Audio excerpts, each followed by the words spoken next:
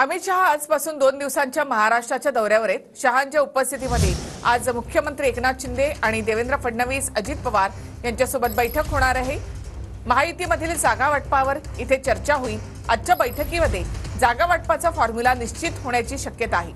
2 दिवसांमध्ये शहांच्या नागपूर, संभाजीनगर, कोल्हापूर आणि नाशिक या ठिकाणी आढावा बैठका होणार आहेत। दरम्यान अमित शहांच्या दौऱ्यामध्ये केंद्रीय मंत्री नितीन गडकरी मात्र अनुपस्थित आहेत।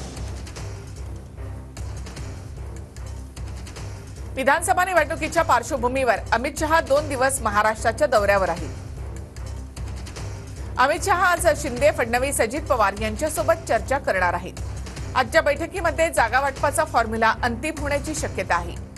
सिटिंग गेटिंग फॉर्म्युलानुसार प्रत्येक पक्षाला विद्यमान जागा मिळणार आहेत। काही विद्यमान आमदारांच्या नावासह भाजप नवरात्रोत्सवामध्ये पहिली यादी जाहीर करण्याची शक्यता आहे। शहा 2 दिवसांमध्ये शहांच्या नागपूर, संभाजीनगर, कोल्हापूर, नाशिक या ठिकाणी आढावा बैठका होणार आहेत।